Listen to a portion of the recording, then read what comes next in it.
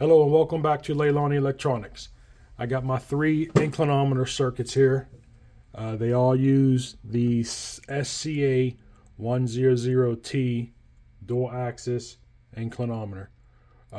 So what this chip does, it'll measure plus or minus 90 degrees on the X axis, which is left to right, or the Y axis, which is front to back. So with it being flat, it's at a 0 degrees reference. So when this is flat, you should be getting 0 degrees or 2.5 volts or binary 1024. So what I did was I made a first of all, this chip has two outputs, X and Y, or analog, which will give you a voltage between 0.5 volts and 4.5 volts with a 2 volt swing. So your 2.5 volts is your center, which you should get when it's flat or at 0 degrees, or binary 1024 if you're using a serial port. So we're going to get into each one.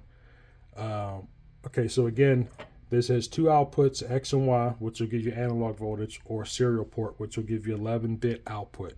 So I did a circuit using just the analog.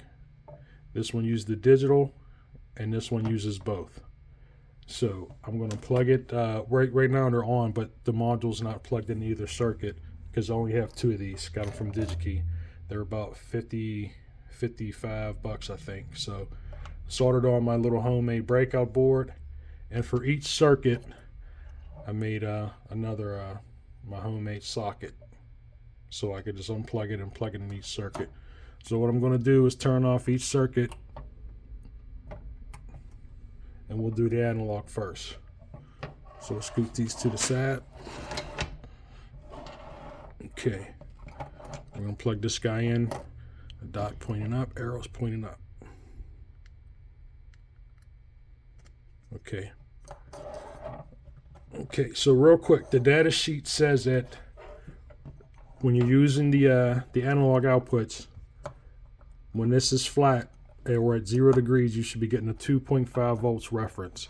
So that means when you tilt it left or right, you'll get a 4 volt swing, which is you'll get between 0.5 volts and 2.5 volts one direction, 2.5 volts to 4.5 volts in the other direction. Same with the front and back, or the Y axis.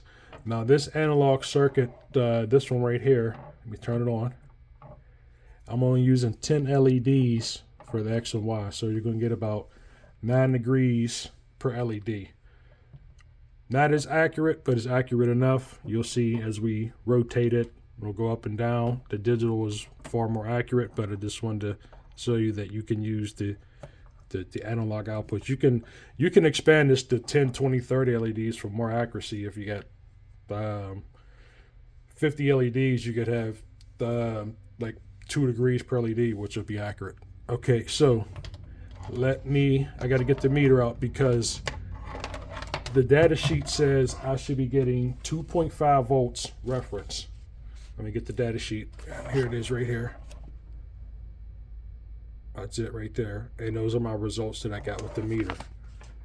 And I'm going to show you guys. Okay, I got the module plugged in. Got my meter handy. So, okay. Pin 5 and pin 11 is my output. So we're going to, got the meter here. Turn it that way. Okay, I'm trying not to get in the way. Okay, that's the switch. Yeah. Okay, hopefully you can see that.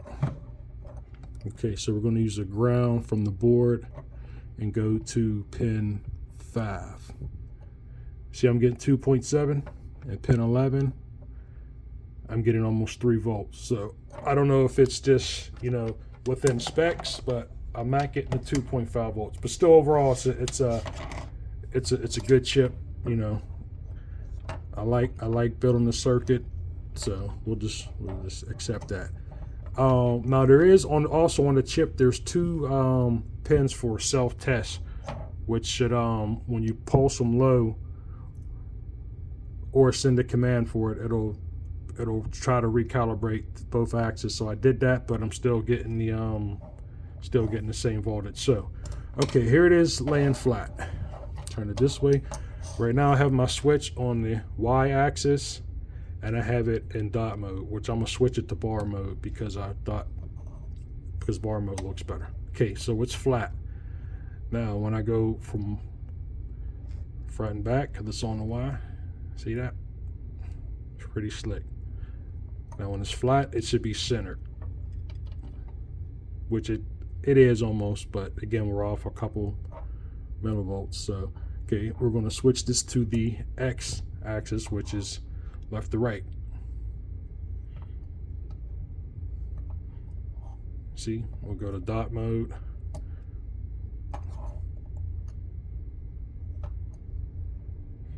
Okay, all right, so that's the analog outputs of this chip.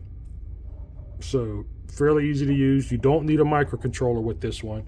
So if you want to use this this module or find another inclinometer has analog outputs, you know, if you don't program or if you just don't want to deal with the microcontroller, you can build this analog circuit. It's up on the website, the schematic, so you can print it out. Okay, we're going to get with the we're going to go over to the digital inclinometer. Okay, so now we have the digital circuit that I built. This one uses the serial port from the dual axis inclinometer. Again, the SCA100T. I'm going to turn this one on. Now this one I program. When it turns on, it's going to, this is RGB, which is slick because I like using RGB LEDs or displays. So when it turns on, it's going to read SCA dash in red, green, and blue.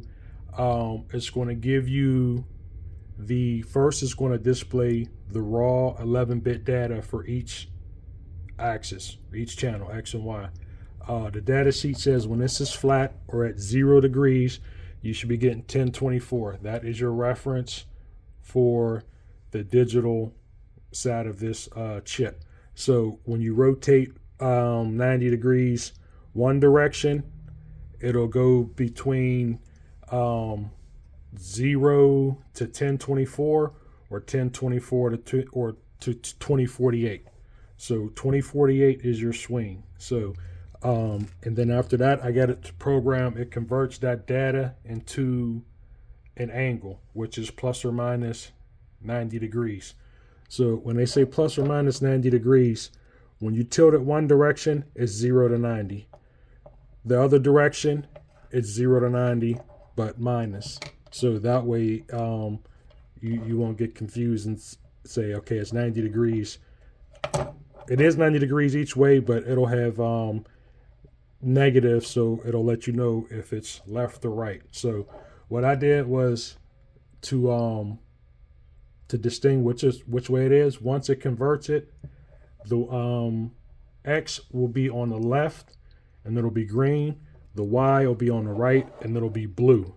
So, and then when we go negative, that degree will go red. So that'll let you know that, hey, we're on the negative axis of that particular channel. Okay, so let's turn it on. Now this one is probably the most accurate out of the three because you're getting an 11-bit output directly from the chip. Now, again, we should be getting 1024.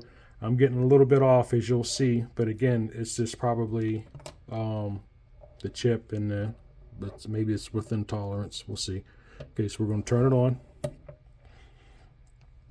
There it is.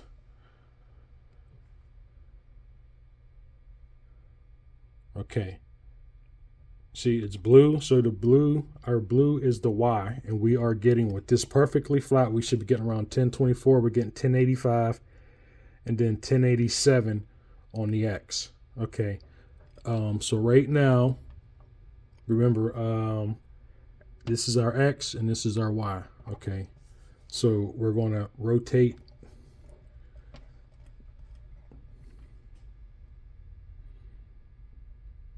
See, we're getting 74 degrees. And we're getting 1854. binary. So that equals 70, around 70, what was it? 76 degrees. Now it's binary 1913, which should be a little bit more than 76 degrees, but let me see. Okay, now we're going to rotate it to the right. And see, now it went 60 degrees. And binary 258. Okay, we'll do the same on the Y. Okay.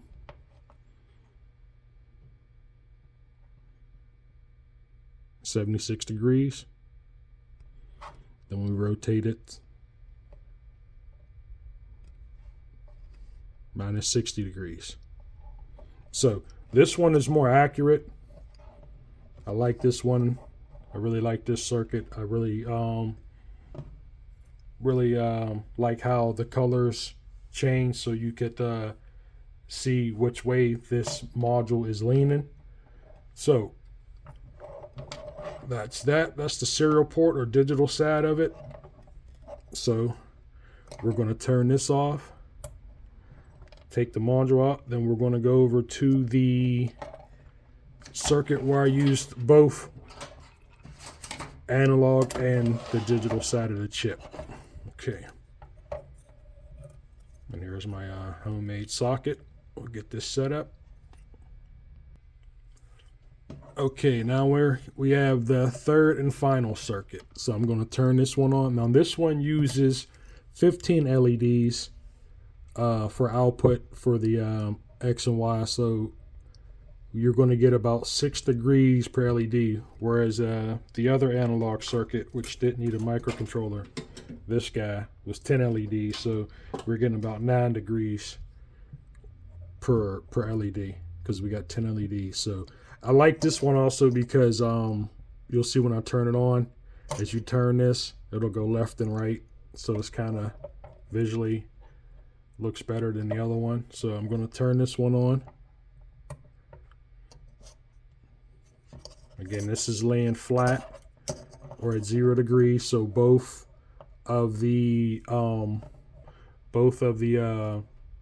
displays should be kind of almost in the center or on this first LED on each side. So we're getting close to 0. Okay, now this is Y and this is X this way. So I probably should okay, that's right. Okay, so we're going to, okay, we got the chip laying flat, should be center. Okay, now we're going to go left. We're going to go left and right. Move my hand. There we go. Left and right, up and down.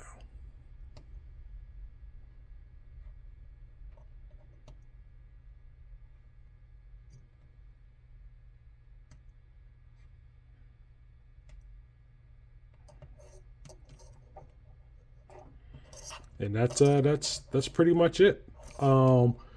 There's my reset.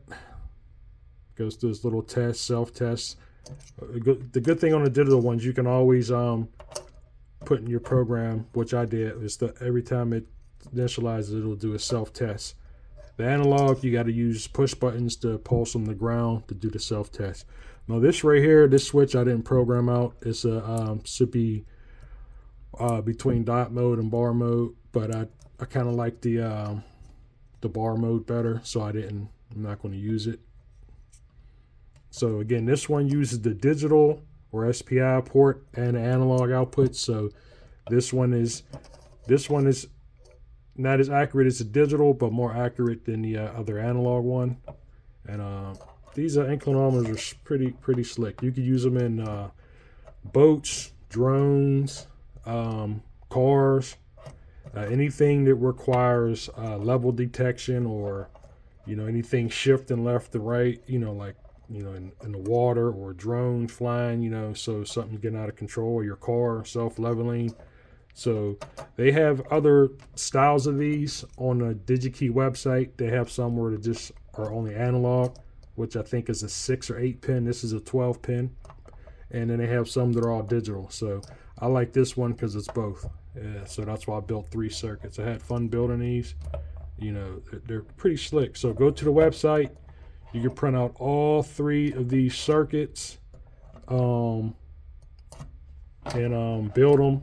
I'm gonna put the program up for the one and put all the schematics up. So there you have it. That's it. Drop me a line. Let me know what you think. And you know, hopefully you enjoyed the video. Hopefully I explained everything well. Thanks for watching.